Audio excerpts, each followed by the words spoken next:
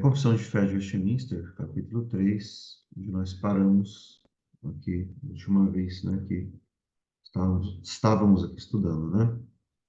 No capítulo 3 da Confissão de Fé de Westminster, os decretos eternos de Deus. Nós vimos aqui do parágrafo 1 até o 5, que nós já estudamos. A partir de hoje é o capítulo 6, parágrafo 6. Bom, anteriormente também estudamos o capítulo 1 da Confissão de Fé, que fala sobre as Escrituras, as Sagradas Escrituras, e também o capítulo 2. Capítulo 2 sobre o ser de Deus, sobre quem é Deus, de Deus e da Santíssima Trindade. E agora no capítulo 3, nós começamos a estudar, então, os decretos de Deus, do eterno decreto de Deus. Nós vimos aqui o primeiro parágrafo, por exemplo, né? Que diz o seguinte: Deus de toda a eternidade, deixa eu só aumentar aqui um pouquinho. Deus de toda a eternidade, pelo sapientíssimo e santíssimo conselho de sua própria vontade, ordenou livre e inalteravelmente tudo quanto acontece. Porém, de tal modo que nem Deus é o autor do pecado, nem violentada é a vontade das criaturas, nem é tirada a liberdade ou contingência das causas secundárias antes são estabelecidas. Então, nós vimos aqui sobre os decretos de Deus. Deus decretou todas as coisas que ocorrem, porém, de tal modo que Deus não é o autor do pecado. Nós vimos que hoje algumas pessoas acreditam nisso, né? Mas, confessionalmente falando, Deus não é o autor do pecado. Porém, o mal e o pecado foram decretados por Deus, como vimos, mas Deus não é autor do pecado. E nem violentada é a vontade das criaturas, nem é tirada a liberdade ou contingência das causas secundárias. Então, o ser humano não age como um robô, como vimos, né? Então, temos que tomar cuidado com os extremos, né? Um lado que nega a soberania de Deus, como o arminianismo, por exemplo, e o outro extremo, um determinismo não bíblico também, né? Nós vemos que a confissão de fé ela procura ser equilibrada, biblicamente equilibrada, porque a Bíblia, a palavra de Deus, ela fala essas coisas aqui, né? E muitas coisas na confissão de fé de Westminster, elas são paráfrases da própria Escritura, na verdade, né? No segundo parágrafo que nós vimos, ainda que Deus saiba tudo quanto pode ou há de acontecer em todas as circunstâncias imagináveis, ele não decretou coisa alguma por havê-la previsto, como futura, ou como algo que haveria de acontecer em tais condições. Então também vemos isso. Nós vimos todos os textos bíblicos também, né? Hoje estou aqui apenas resumindo o que nós falamos. Então Deus, ele não decreta algo por causa da sua presciência. Ele sabe o que vai acontecer, aí ele decreta. Não, o decreto vem primeiro, né? Porque seria algo estranho, né? Deus previu, aí ele deseja fazer o que ele previu. Então a questão é, quem colocou aquele decreto lá, ou quem colocou o futuro lá? Foi Deus, é claro, né? Não foi o destino ou qualquer outra coisa, ou, né, sei lá, o que for. Mas é o próprio Deus que cria também o futuro, né? Deus não está preso ao tempo. Terceiro parágrafo. Pelo decreto de Deus e para a manifestação de sua glória, alguns homens e alguns anjos são predestinados para a vida eterna e outros são preordenados para a morte eterna. Então, nós vimos que as próprias escrituras, se você pegar, por exemplo, na King James, né, no texto original, quando se refere aos eleitos, a expressão predestinados aqui é usada, né?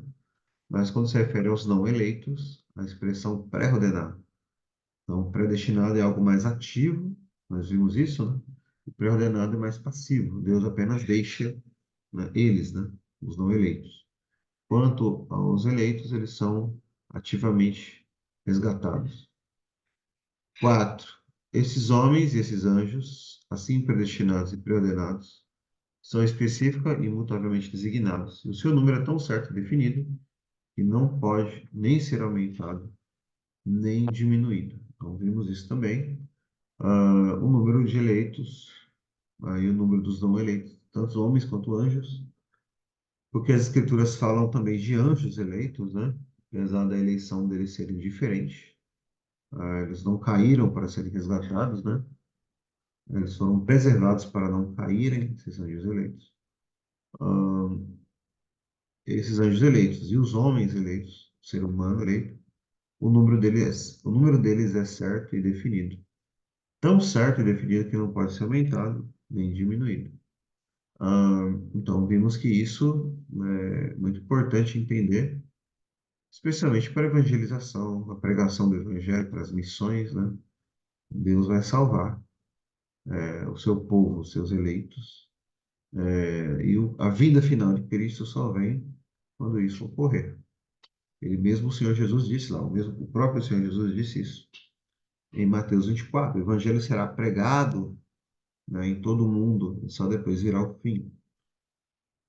Quinto, aquela parte da humanidade que foi predestinada para a vida, Deus, antes da fundação do mundo, de acordo com o seu eterno e imutável propósito, e segundo o secreto conselho e beneplácito de sua vontade, escolheu em Cristo para a glória eterna, de sua mera e livre graça e amor, sem qualquer previsão de fé ou de boas obras, ou de alguma perseverança em qualquer uma delas, ou de qualquer outra coisa na criatura, como condições ou causa que movessem ele a isso. E tudo para o louvor da sua gloriosa graça. Muito belo, né, esse parágrafo? Então, essa parte da humanidade que Deus predestinou, ele escolheu em Cristo. Não existe salvação ou eleição fora de Cristo. E isso para ele os elegeu para a glória eterna, da sua mera e livre graça e amor. Então ele fez isso de acordo com o secreto conselho e beneplácito da sua vontade. Então o conselho de Deus ele é secreto, nós não sabemos, Deus não revelou todas as coisas relacionadas ao como ele fez tudo isso. Então não adianta você querer entender, os conselhos secretos de Deus. Não adianta você querer entender lá na eternidade o que que Deus decretou, como ele decretou, a ordem dos seus decretos. Eu sei que tem irmãos que querem estudar, estudam as ordens dos decretos e tudo mais, né? Mas existe um conselho secreto.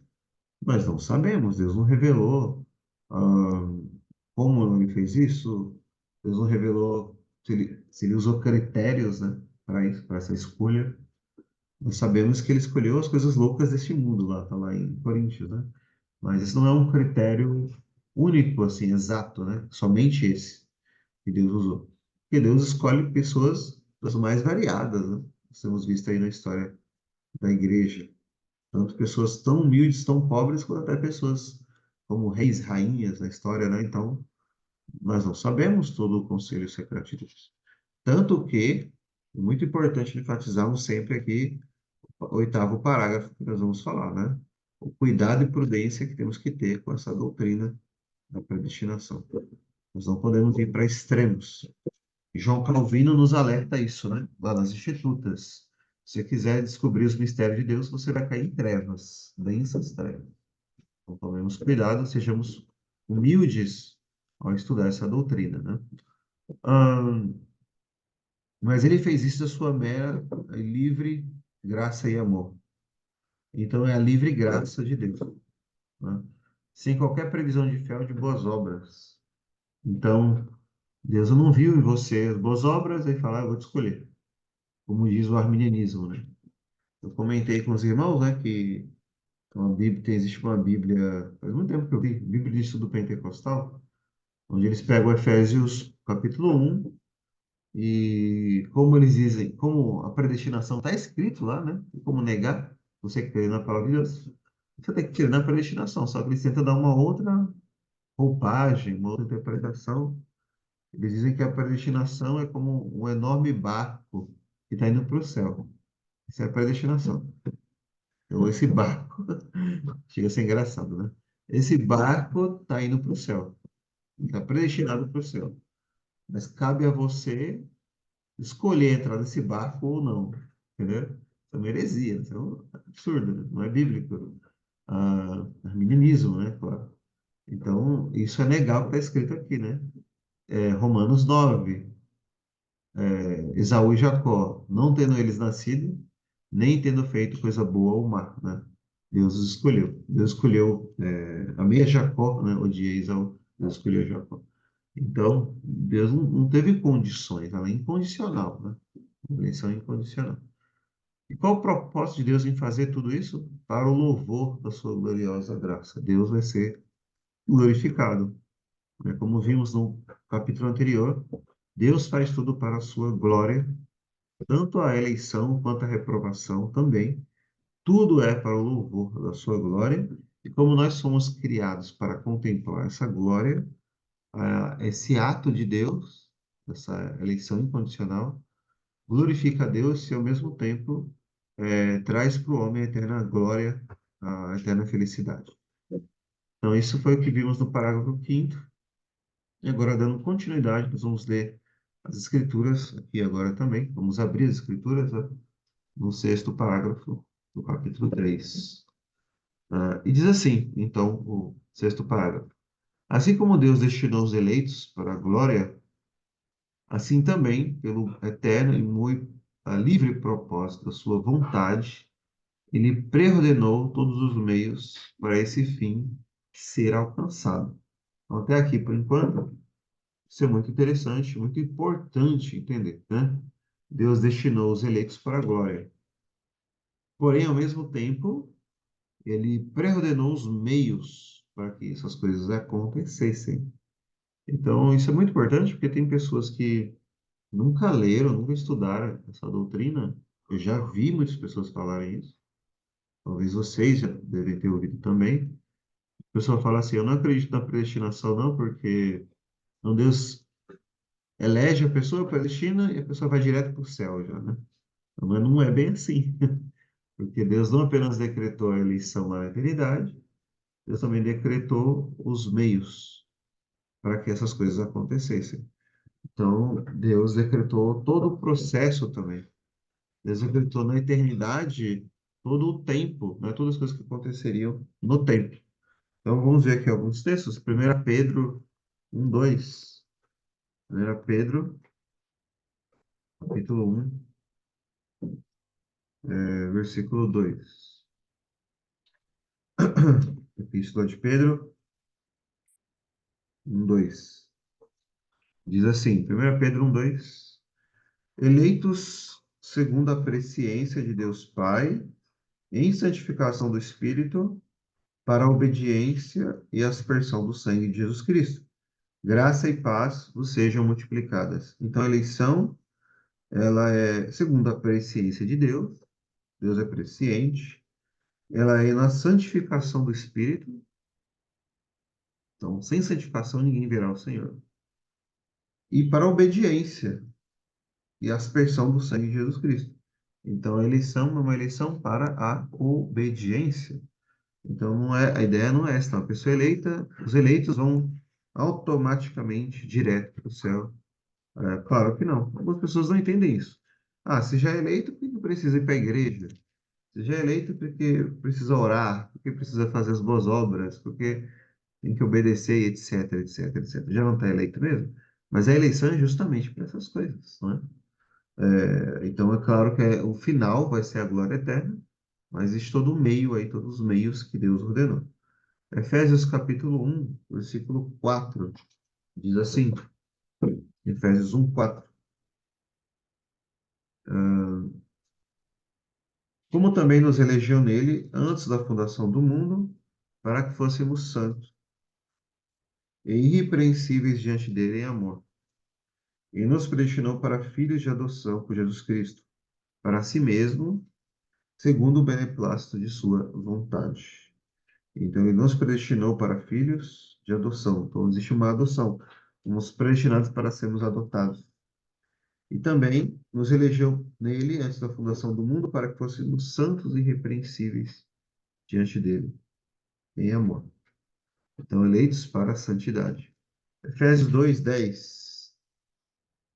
Efésios 2:10 diz assim: porque somos feitura sua, criados em Cristo Jesus para as boas obras, as quais Deus preparou para que andássemos nela. Então, as boas obras nunca jamais são negadas, nem a doutrina da justificação pela fé. Então, os católicos romanos dizem que a doutrina reformada nega, então, temos que praticar as boas obras. Isso não é verdade, né? Católicos romanos dizem isso, ou antinomianos também, né? As boas obras não são importantes. Claro que são importantes. Nós não somos salvos por causa das boas obras. Essa é a diferença. Nem nós somos justificados pelas boas obras, mas nós somos salvos para andar nas boas obras e nós somos, a nossa justificação é justificada pelas nossas boas obras. Consegue entender a diferença? É isso que Tiago fala, né? Que Abraão foi justificado não somente pela fé, mas também pelas boas obras. Não é no sentido ali forense. No sentido forense, Abraão é justificado pela fé, todos os eleitos. Mas as boas obras justificam que Abraão está justificado. E as boas obras também justificam, portanto, a eleição. Porque o justificado, quem está justificado é, obviamente, o eleito, né? Então, as boas obras são extremamente importantes. E nós vamos ver aqui na Confissão de Fé, mais para frente, tem um capítulo sobre as boas obras.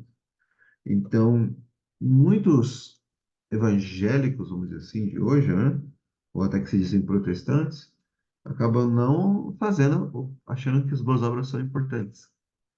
Isso é coisa de espírita, é coisa de católico romano? Não é verdade. As boas obras fazem parte da fé cristã, sim. Os textos bíblicos dizem isso, né? E as confissões de fé também ensinam isso. E 2 Tessalonicenses 2,13 diz assim: Por isso também,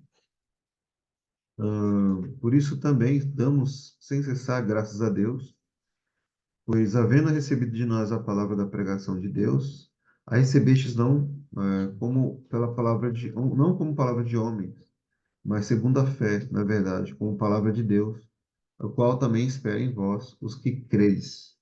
Então, nós recebemos a palavra, né? Então, é pela palavra, né, existe um meio. Quais são os meios de Deus? Um dos meios é a palavra de Deus. Então, um ponto aqui muito importante nos textos que vimos, especialmente em Pedro e Efésios, é que nós somos eleitos, o povo de Deus ele é eleito para a santidade, né? E Pedro diz em santificação. E lá em Hebreus vai dizer que sem santificação ninguém verá o Senhor. Então, aquelas pessoas que dizem assim, olha, não creio na predestinação, isso é errado, isso é absurdo, porque então não preciso ser santo, né?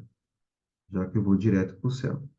Porém, uma das marcas da eleição é a santificação. É muito importante nós entendermos isso, que invariavelmente falando, a santificação pertence aos eleitos, ao povo de Deus. Isso é algo muito sério, muito importante. Por que que é muito importante? Porque, por um lado, se por um lado algumas pessoas dizem isso, então não precisa de santidade, eu só direto para o céu. Por isso que eu não creio na predestinação. Tem pessoas que dizem isso, e pensam assim, e pregam isso, inclusive. Por outro lado, há pessoas, agora isso é um alerta então para nós. Por outro lado, há pessoas que se dizem reformadas, dizem que acreditam no sinônimo de Dort, tudo mais, né? Acreditam na eleição incondicional, e a vida deles é mundana, não tem santificação. Eles acreditam que são eleitos, mas a vida deles não tem santificação. Há muitas pessoas assim, em muitas igrejas presbiterianas, até pastores, né? Presbíteros, aí por diante, diáconos, membros de igrejas, etc. Eles pensam assim, olha, eu sou salvo, se eu creio na eleição, nessa doutrina, a doutrina difícil de entender, a doutrina da predestinação.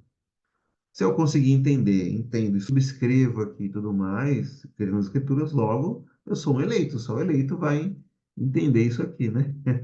Mas a Bíblia não diz isso. A Bíblia não diz que você é salvo porque você crê nessa doutrina. Ou você foi eleito para crer na eleição. Imagine o ladrão na cruz, ele nunca estudou, nunca nem foi batizado, né? Enquanto os outros, né, morreram, né, muitos mártires, né, sem entender todo o sistema de doutrina, assim, né?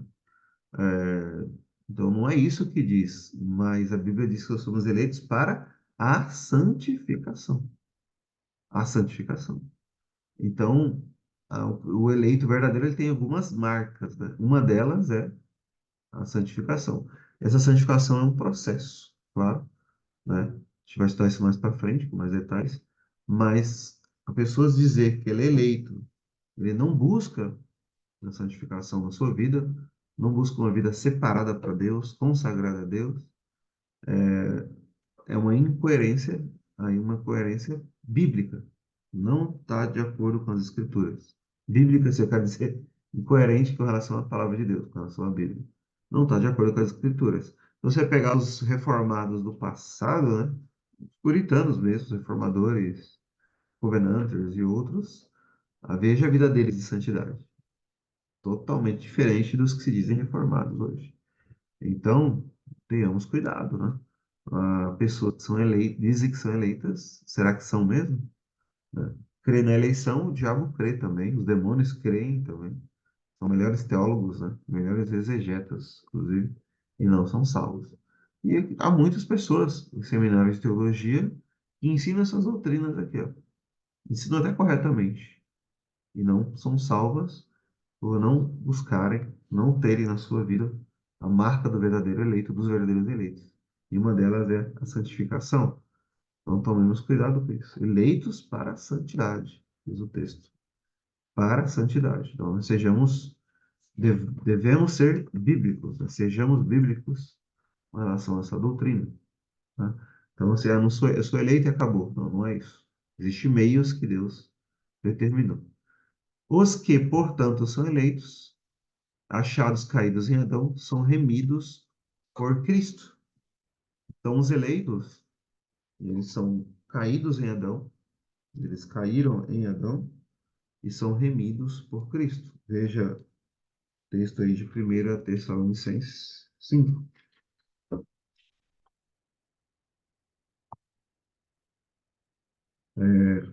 5, né? Versículo 9 e 10. Diz assim: Porque Deus não nos destinou para a ira, mas para a aquisição da salvação por nosso Senhor Jesus Cristo, que morreu por nós, para que vigiemos, que adormamos, que vivamos juntamente com Ele.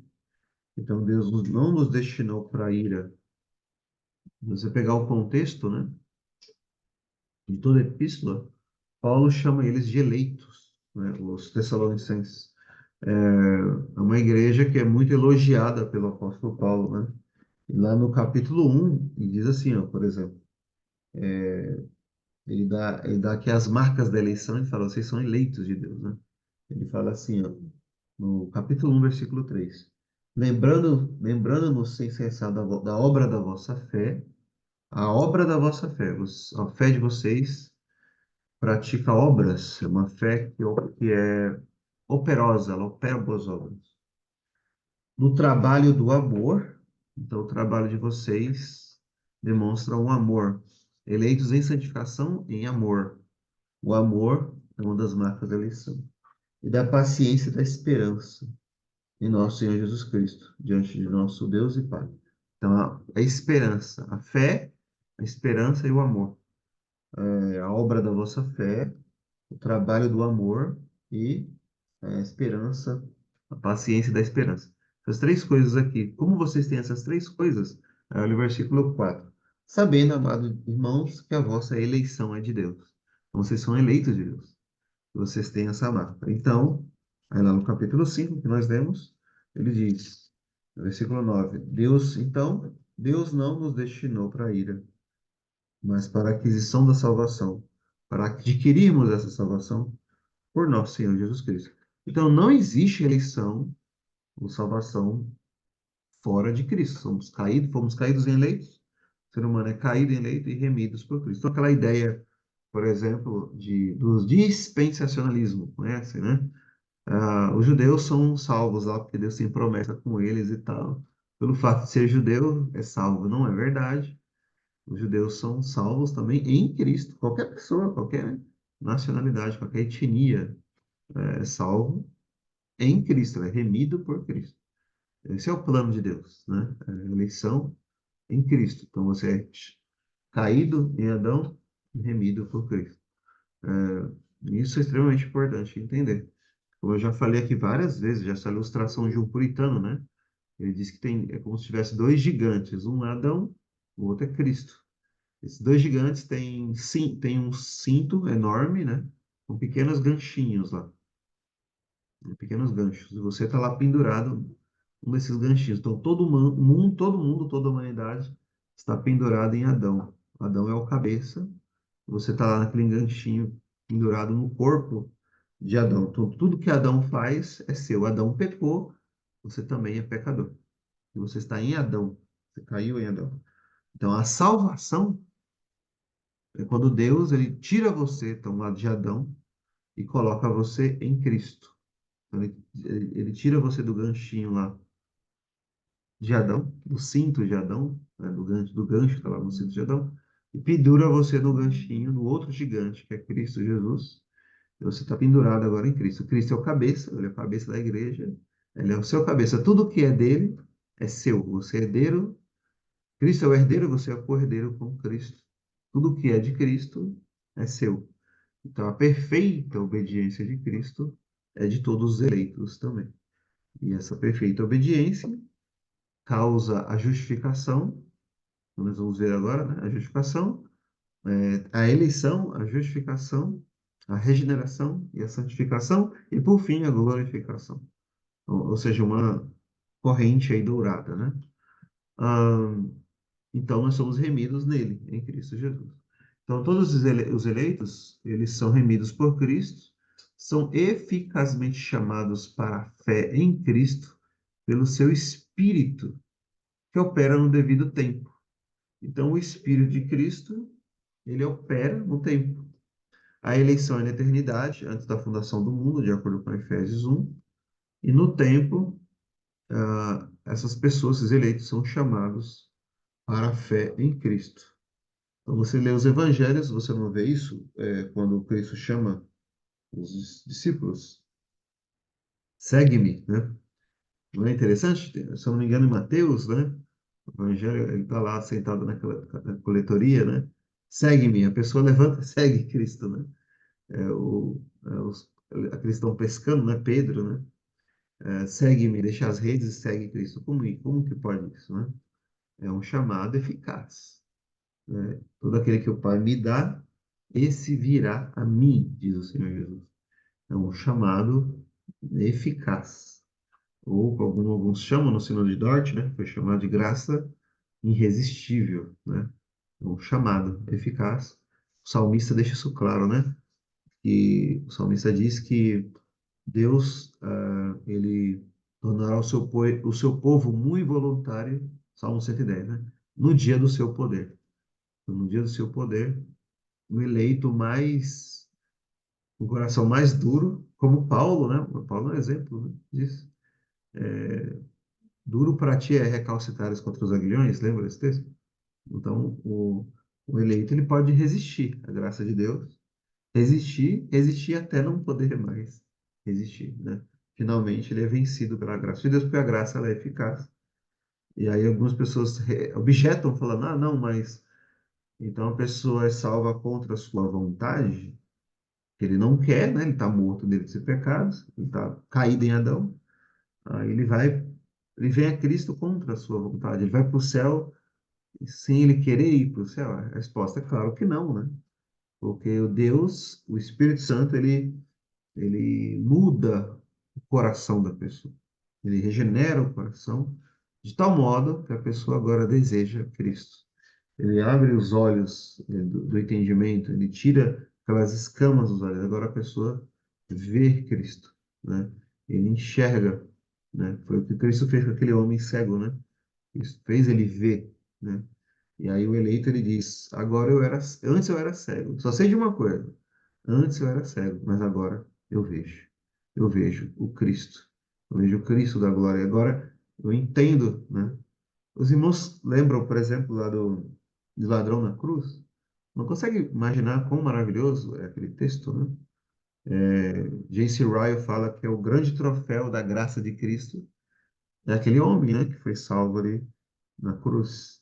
Porque pensa bem, né? Cristo está ali crucificado, aquele homem olha, os dois ladrões, os dois olham, toda a multidão olha para Cristo crucificado. A multidão que está ali ao pé da cruz zomba de Cristo. O outro ladrão zomba de Cristo. Se tu és o Cristo, desce da cruz. Salva-te a ti mesmo e a nós, né? Faz isso. Agora, o outro ladrão, ele olha para aquele homem ensanguentado, com a coroa de espinhos na cabeça. Ele diz: Senhor, lembra-te de mim quando entrares no teu reino. Como que pode isso, né? Como aquela pessoa pode olhar para Cristo? Primeiro, né? Ele reconhece o seu pecado. Nós estamos aqui porque merecemos, ele disse para o outro ladrão. E ele disse: esse nenhum fez, nenhum mal fez. Ele olha e vê a inocência de Cristo. Ele consegue enxergar a santidade de Cristo. E ele chama Cristo de rei, né? Mas é um homem ensanguentado. Como que pode isso, né? É um rei, mas é um rei com uma coroa de espinhos. Como aquele homem consegue enxergar o rei da glória ali crucificado? Porque os olhos da fé ali foram abertos. E o que ele viu em Cristo, o que as outras pessoas ali não viram. Isso é sobrenatural. Isso é o Espírito Santo abrindo de fato. É isso que acontece com o eleito. O eleito de Deus, ele pode, antes da conversão, ler as Escrituras, até ouvir uma pregação e não entender o Evangelho. Mas chega um momento que Deus ele abre o entendimento. O Espírito Santo faz isso, foi o que ele fez com esse homem. E ele diz: Senhor, lembra-te de mim quando entrares no teu reino.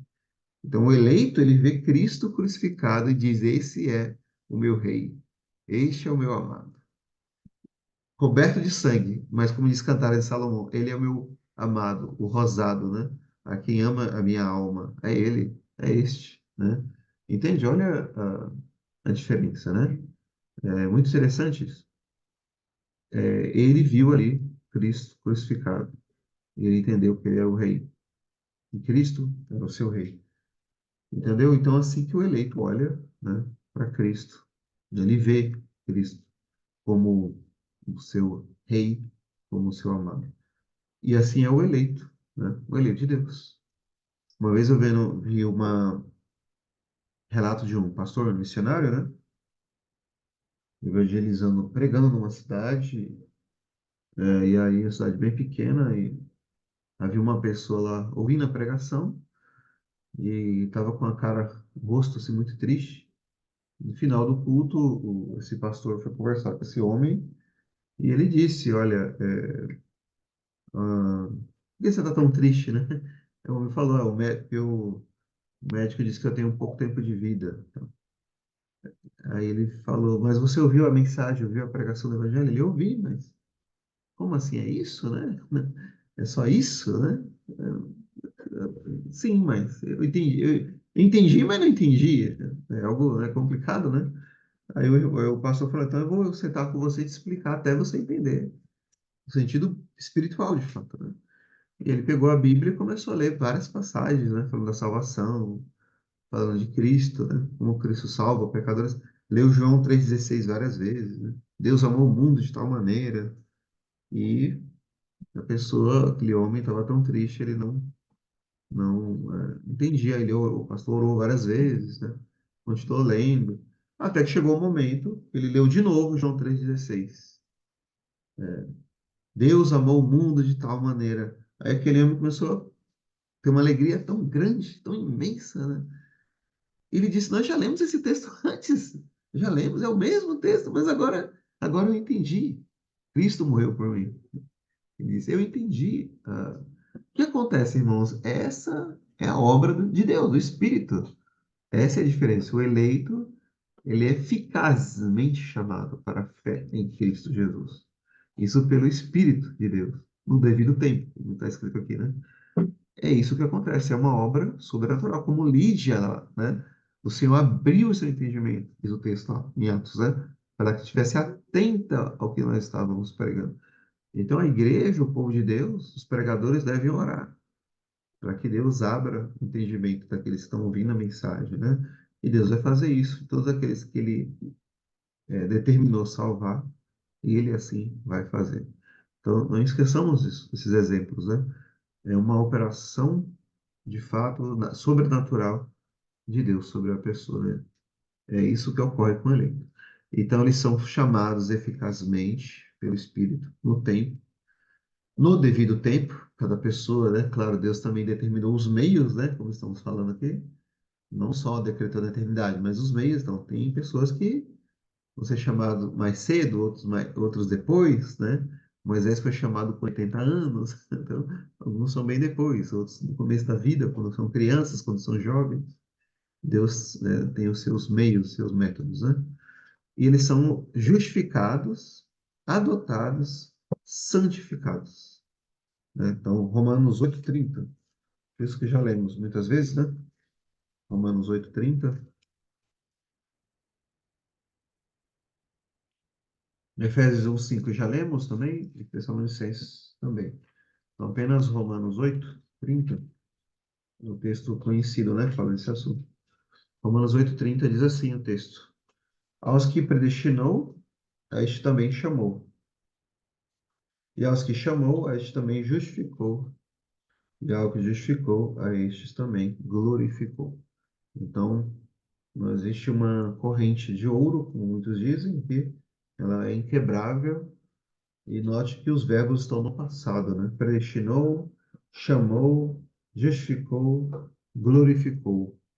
Então, você foi predestinado, chamado, justificado e glorificado. Aí, como já falamos antes, você pode pensar, mas ainda não estou lá na glória, né? Mas no decreto de Deus você está. É tão certo, chamado de Deus, que do ponto de vista de Deus, do ponto de vista dos decretos de Deus, você está glorificado. Você está glorificado. Você está lá, na glória. E guardados pelo seu poder, por meio da fé para a salvação. Então, óbvio, né? 1 Pedro 1:5, é óbvio que se há esse decreto eterno, e há essa eleição eterna, essa predestinação, veja lá o que diz 1 Pedro. É claro que o eleito ele não vai se perder, porque ele já está glorificado do ponto de vista do decreto de Deus. 1 Pedro, 1 Pedro 1:5 diz assim, que mediante a fé estás guardado no poder de Deus para a salvação, já prestes para se revelar no último tempo. Então, os eleitos estão guardados pelo poder de Deus. Os eleitos, eles estão guardados. Eles não irão cair da graça, né? Como alguns pensam, né? Como alguns ensinam, o arminianismo ensina. Eles não irão cair. Aqueles que professam a fé e podem até servir na igreja, podem até fazer coisas sobrenaturais, até milagres, e se afastam, eles se apostatam da fé, eles nunca foram de fato salvos, né? Hebreus 6 fala isso, né? Hebreus 6. E o João, o apóstolo João, ele fala, né? Saíram do nosso meio porque não eram dos nossos, né? Então há pessoas que manifestam tantas coisas, dons, né? Coisas incríveis, realizam coisas maravilhosas, como Judas, como Saul, né? Profetizou. Está Saul entre os profetas, né? É possível todas essas coisas acontecerem e a pessoa não ser salva. Mateus capítulo 7 deixa claro, né? Senhor, não. Muitos dirão no último dia, né? Senhor, nós profetizamos o teu nome, fizemos milagres. Quão grandes coisas eles fizeram. O Senhor Jesus fala: "Eu nunca vos conheci. Apartai-vos de mim, todos vós que praticais a iniquidade. Eu não vos conheço." Então a pessoa pode fazer tantas coisas, ensinar bem, pregar bem, né, e ter até coisas, fazer até coisas miraculosas e não ser salvo. É possível. Mas o verdadeiro eleito, o verdadeiro salvo, ele é guardado pelo poder de Deus. Então, isso também é outro alerta, né, para nós, né? Não é fazer milagres ou coisas mirabolantes, né, que atestam a eleição. Por exemplo, o caso de João Batista. Irmãos, lembram de João Batista? Lá no Evangelho de João, né, a multidão disse: Olha, João Batista não realizou nenhum milagre, mas tudo o que ele disse acerca de Cristo era verdade. Não é interessante isso? Então, é, a vida dele, né? E o próprio Senhor Jesus testificou da vida de João Batista, entendeu? Então, muitas pessoas que têm uma fé verdadeira, porém simples, pequena, mas se ela é verdadeira, se ele está em Cristo Jesus, ele está salvo, e salvo eternamente, né? Mas há pessoas que têm uma apenas uma imitação da fé, né? E é esses podem perder, né, a salvação, entre aspas, porque eles nunca foram salvos, né? Quem salvou eles não foi Cristo. São apenas apóstatas, né? E há muitos, infelizmente, há muitos. A Bíblia, a palavra de Deus nos alerta quanto a isso. Então, nós temos que provar, né, os Espíritos, diz as Escrituras, e Pedro também fala aqui, nós temos que ter certeza da nossa eleição. Nós temos que ter convicção que, de fato, somos eleitos. O Espírito de Deus testifica que somos filhos de Deus. Então, nós temos que ter essa convicção e essa certeza. É muito importante, né? Para que não sejamos enganados. Continuando aqui, ó, não há além dos eleitos nenhum outro que seja salvo, ou que seja remido, né, por Cristo, eficazmente chamado, justificado, adotado, santificado e salvo. Não há outro, né, que possa ser salvo, além dos eleitos. João capítulo 17, versículo 9. João 17, 9 diz assim o texto.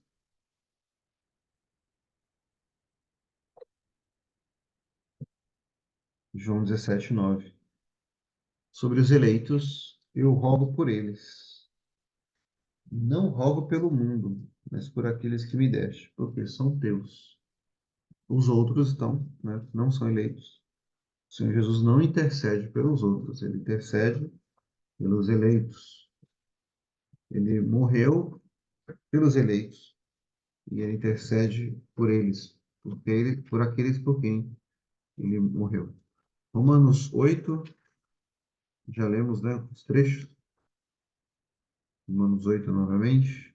Porém, agora, versículo 28. Romanos 8, 28. E sabemos que todas as coisas contribuem juntamente para o bem daqueles que amam a Deus, daqueles que são chamados segundo ah, o seu propósito. Porque os que dantes conheceu, também os predestinou para serem conformes à imagem de seu filho, a fim de que ele seja o primogênito entre muitos irmãos. E aos que predestinou, a estes também chamou, e aos que chamou, a estes também justificou, e aos que justificou, a estes também glorificou. Que diremos, pois, a essas coisas? Se Deus é por nós, quem será contra nós? Aquele que nem mesmo a seu próprio filho poupou, antes o entregou por todos nós, como nos não dará também com ele todas as coisas? Quem tentará acusação contra os escolhidos de Deus? É Deus quem os justifica. Quem é que condena? Pois é Cristo quem morreu, o antes quem ressuscitou, entre os mortos, o qual está à direita de Deus, e o que também intercede por nós. Quem nos separará do amor de Cristo? A tribulação, ou a angústia, ou a perseguição, ou a fome, ou a nudez, ou o perigo, ou a espada? Como está escrito, por amor de ti somos entregues à morte todo o dia somos reputados como ovelhas para o matadouro. Mas em todas essas coisas somos mais do que vencedores, por aquele que nos amou. Porque estou certo de que nem a morte, nem a vida, nem os anjos, nem os principados, nem as potestades, nem o presente, nem o porvir, nem a altura, nem a profundidade, nem a largura, nem outra criatura nos poderá separar do amor de Deus que está em Cristo Jesus, nosso Senhor. Então, será que queremos um texto mais claro que esse, né? Da doutrina da predestinação, da eterna salvação dos eleitos? Nada pode nos separar dos eleitos do amor de Deus. E quando você vai lá no início, versículo 28, né? Todas as coisas contribuem para o bem daqueles que amam a Deus. Declaram o amor verdadeiro, genuíno por Deus. E o ímpio, ou não eleito, ele não tem isso. Logo, né, não existe outro que seja remido e salvo que não seja parte desse grupo de pessoas, né, chamados de eleitos aqui. Um outro texto, João 6. João 6. João 6, 64. João capítulo 6, 64. Diz assim: Mas há algum de vós que não creem, porque bem sabia Jesus desde o princípio quem eram os que criam, ou, perdão, quem eram os que não criam e quem era o que havia de trair. Desde então, muitos dos seus discípulos tornaram para trás e já não andavam com ele. Então, Cristo sabia e disse: alguns de vós aí não creem. Então, as pessoas acham, né? Estão na igreja lá, acham que pode enganar Deus, né? Enganar Cristo, enganar o Senhor Jesus. E lá em Apocalipse fala que ele anda no meio da igreja e ele sonda mentes e corações. Ele sonda mentes e corações. Ele conhece a todos, né? Ele sabe os seus, quem são os seus. Então não é possível enganá-lo, não é possível enganar aquele que tem olhos como chamas de fogo, aquele que sonda mentes e corações. Então as pessoas que acham que estão enganando o Senhor estão completamente enganadas, enganando a si mesmas, né? João 10, veja João 10 também. É interessante, né, os diálogos aqui de Cristo com os judeus, e deixa bem claro, né? Vocês não creem porque vocês não são das minhas ovelhas, né? Tá aqui, ó, João 10, 26. Mas vós não credes porque não sois das minhas ovelhas, como já vos tenho dito. Olha o 27. As minhas ovelhas ouvem a minha voz e eu conheço-as, e elas me seguem. Eles estavam debatendo ali com Cristo. Mas será que tu és o Messias mesmo? Não é? Cristo, eu já falei, mas vocês não creem. Olha como o texto é muito claro. Vocês não creem porque vocês não são das minhas ovelhas. Vocês não irão crer. Crer no sentido salvífico, né? Porque, num certo sentido, o sentido humano, é possível crer no sentido assim, eu entendo, realmente Jesus é o Salvador, ele é o Messias, etc. Os não eleitos chegam a essa conclusão, os demônios também, né? E João 12 deixa claro lá, João capítulo 12, que muitos dos principais creram nele, no sentido assim, entenderam que ele é o Messias. Entenderam a teologia, a doutrina, eles entenderam. Mas eles não creram no sentido de crer de verdade, de fato, de coração, né? Um coração de fato regenerado.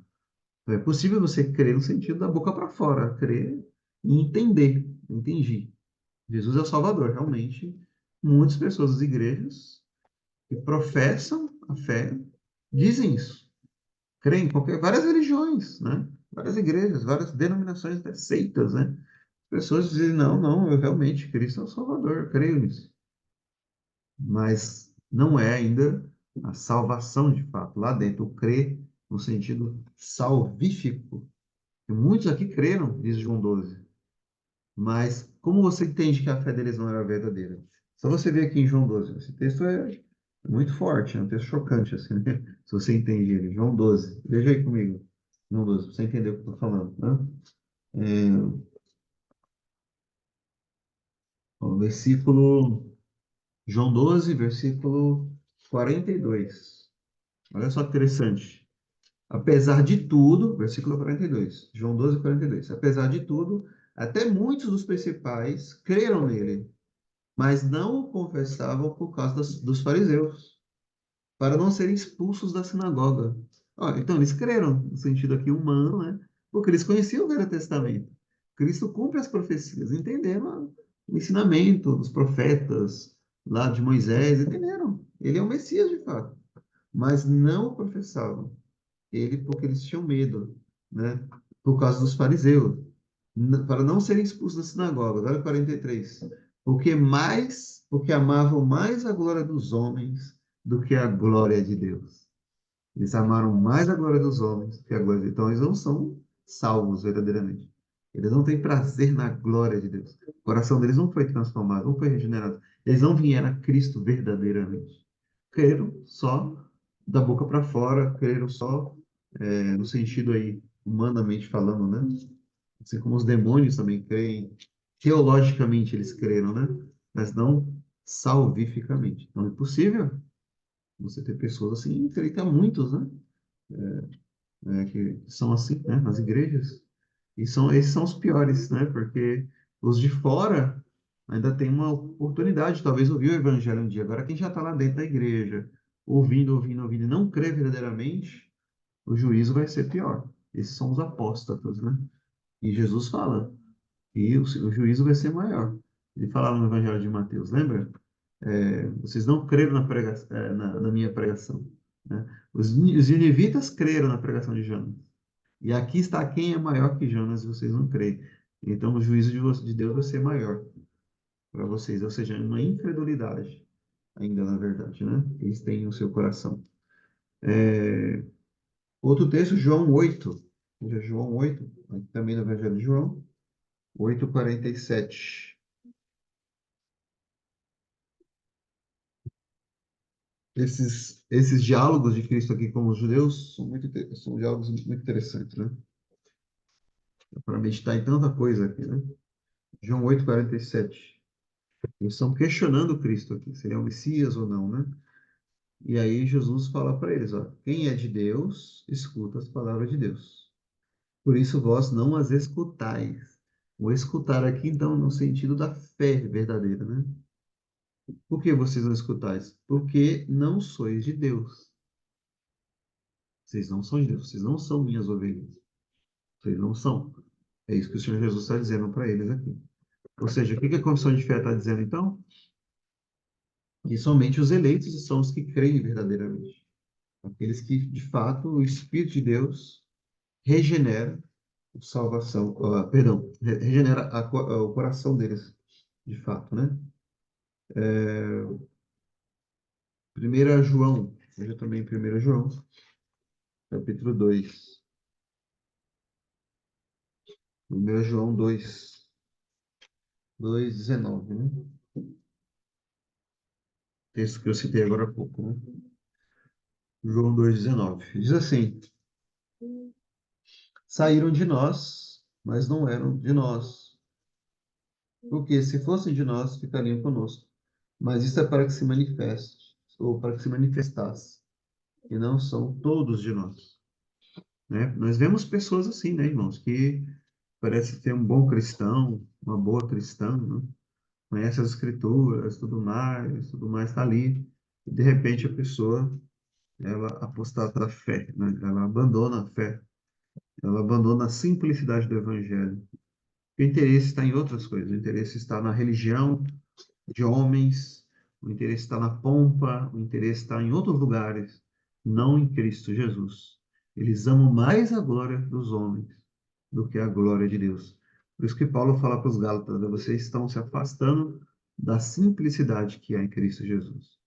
Né? Quantas pessoas ficam cansadas, né? Cansadas do Evangelho, cansadas da palavra de Deus. Uma pessoa que fica cansada, enjoada já, né? De tanto ouvir a palavra de Deus sendo pregada de maneira pura e simples, uma pessoa que não é salva, né? Ou não eleito. Porque para o povo de Deus, os mandamentos de Deus não são penosos, diz também João, né? Então, esses são não eleitos, apesar de estarem na igreja, apesar de conhecerem a palavra de Deus até certa medida, e apesar de continuarem estudando ainda, né? Paulo fala para Timóteo que muitos aprendem e nunca podem chegar ao conhecimento da verdade. Então, essa verdade que salva. Quantos estudiosos nós temos aí? Que são teólogos liberais, teólogos de diversas denominações, até de um meio reformado também, né? Conhecem toda a teologia, conhecem todas as doutrinas, eles não são eleitos por não demonstrar, de fato, os frutos da verdadeira eleição, não é? Então, pode haver pessoas assim em muitos lugares, mas não fazem parte deste grupo que Deus escolheu, porque não demonstram esses frutos, né? E fora deles, fora desse grupo que Deus escolheu na eternidade, não há outro grupo, outro tipo, outra espécie, né, de pessoas, se é que podemos dizer assim, que será salva. Não há. Além dos eleitos, nenhum outro que seja remido por Cristo, eficazmente chamado, justificado, adotado, santificado e salvo. Não há. Então, irmãos, aqui terminamos o parágrafo 6. Então, nós aprendemos que não apenas Deus decretou todas as coisas, como aqui no início, né?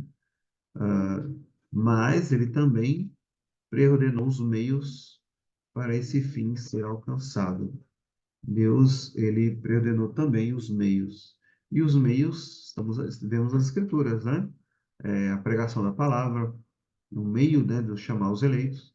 Os eleitos são chamados, Os eleitos são justificados, eles são adotados, eles são santificados.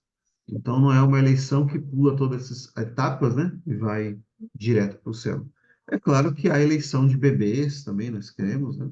E o ladrão na cruz, que não passou por todos esses processos, mas são casos mais específicos, né?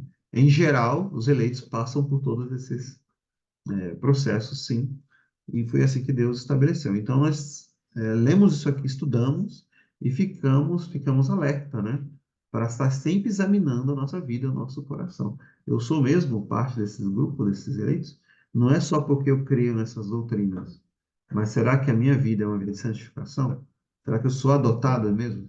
O Espírito já testificou com o meu Espírito que eu sou filho de Deus?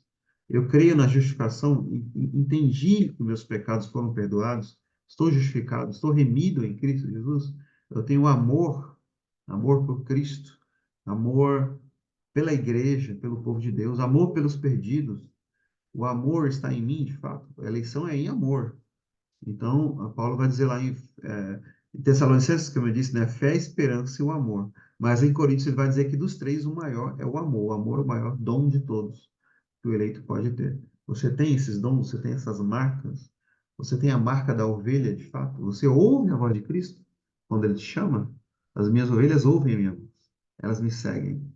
Então, tudo isso são textos, né, que mostram que alguém é eleito ou não, e cabe a nós nos examinarmos sobre a certeza da salvação. Tem um capítulo aqui na Confissão de Fé sobre esse assunto, né?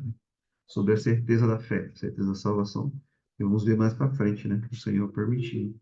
Mas basicamente eu dei aqui alguns exemplos. Então, esses meios, estou dentro também desses meios, desse processo, né? Eu amo de fato o Senhor. Quem não ama o Senhor Jesus, seja anátema, diz o apóstolo Paulo. Mas todos aqueles que amam Ele, todas as coisas irão contribuir, ou cooperar, né? Para quem ama o Senhor, de fato. Irmãos, terminando por aqui. Que Deus abençoe a todos. Se algum irmão tiver algum comentário aí, pode falar também. Pode abrir o microfone ou escrever aí no chat. Pode comentar, tá bom? Alguma dúvida ou comentário, fique à vontade para fazer. Nada? Ninguém? Certeza? Então, então é isso, né? Que Deus então nos abençoe. Um bom dia aí a todos, bom almoço a todos. E até mais tarde, se o Senhor permitir. Até mais tarde, se puderem participar do estudo às 18, tá bom? Um abraço a todos, irmãos. Deus abençoe. Até mais tarde.